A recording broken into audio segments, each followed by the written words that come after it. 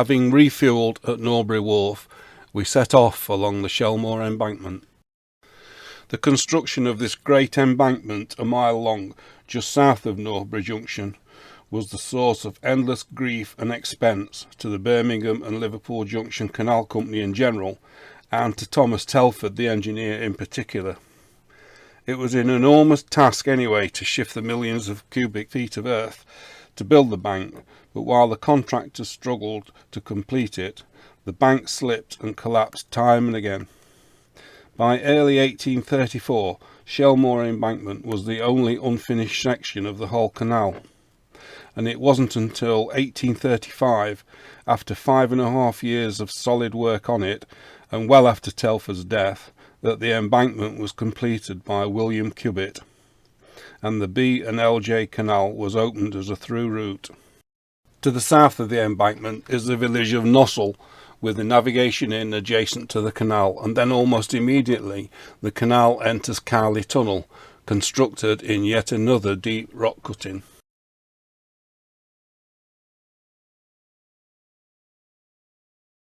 Once out of the rock cutting, we are in open country for the next 5 miles, until we reach Wheaton Aston, and the only remaining lock on the Shropshire Union Canal.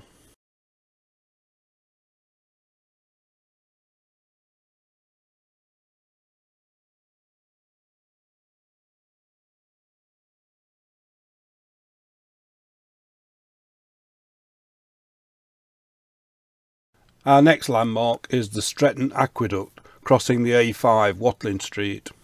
We'll cross this road again on the Staffordshire and Worcestershire Canal later on the journey. We stopped for the night just over a mile to the south of the aqueduct at the village of Brewood, and the following day was to be our last on the Shropshire Union. A couple of miles from the end of the canal, we passed beneath the M54 motorway before arriving at Autherley Junction, where we turn left and head northeastwards along the Staffordshire and Worcestershire Canal.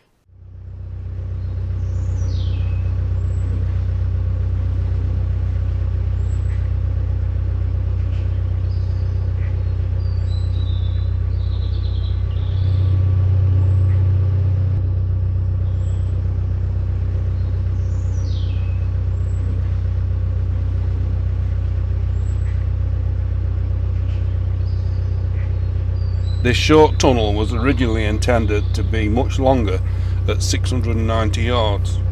Most of it was opened out at an early stage during construction in 1831 because of dangerous faults in the rock, and now only 81 yards remain. The tunnel is unlined, and to the south of it a steep narrow cutting through solid rock stretches a considerable distance.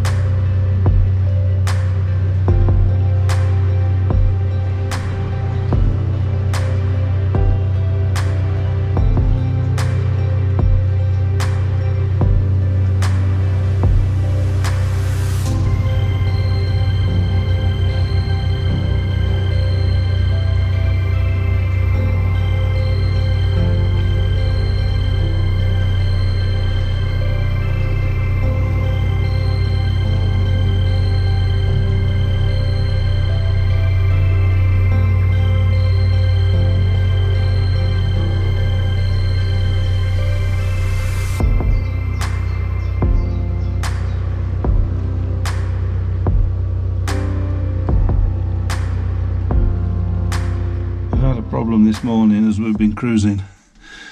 The domestic batteries haven't been charging.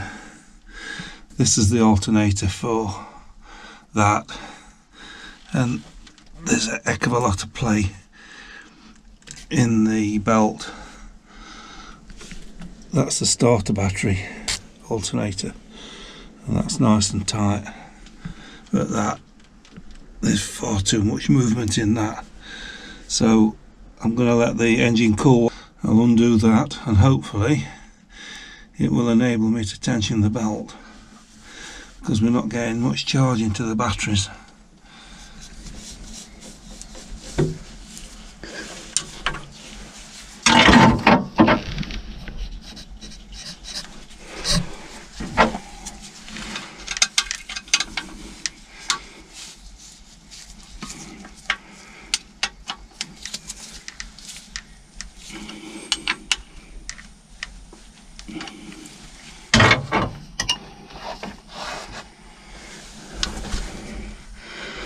Let's see if that's any better then. I've tensioned it up. I think that's about right. This is Wheaton Aston. The little building there is the services building, which we've just used. And in front we've got a lock. I think this is the only lock we're doing today. And we haven't done one for a bit. Mileage wise anyway. Sue's already gone up to do the lock. There's a boat going up, so it's going to need emptying when he's gone out.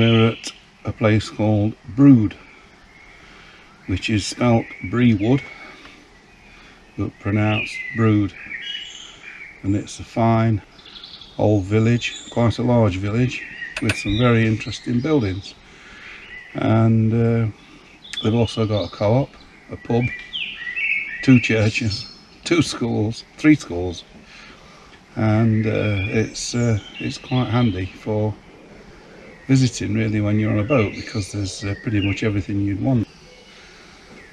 So the story of today is we got here at 2 o'clock just after lunchtime, and we decided to stop here because a little bit further on the canal narrows. You're not able to moor in the narrow parts, and we didn't really want to risk not finding a mooring before we got there. So this is the Brood visitor moorings, and we managed to get a space because we had problems with the batteries and the charging. So we bit the bullet and called out RCR, the rescue organisation. We called him at 4:30 and he was here for 6:30, so that's pretty good. But unfortunately the fault is not covered under the insurance. He's mended it, but we're going to have to pay. But the important thing is we're back on with the 240 power now on the alternator, and it wasn't putting the charge into the batteries basically, which meant that if we put the inverter on for 240 volts it just drained the batteries.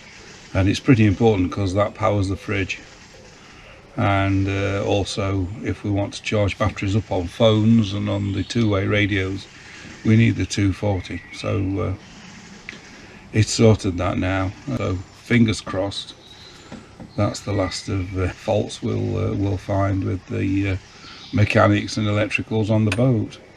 So tomorrow we should leave the Shropshire Union and go on to the Staffordshire and Worcestershire.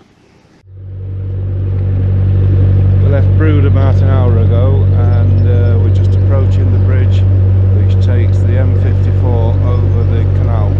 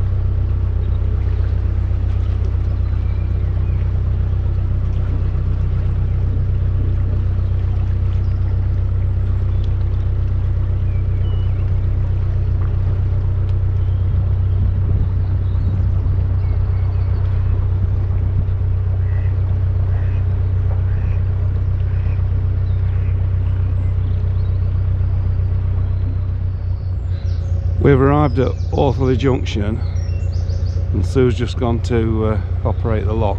It's only a very low lock, it's only a stop lock really, to stop the water going into the Staffordshire and Worcestershire Canal. I think it's about a foot drop, it's not a big deep lock. But there appears to be a problem with the gate.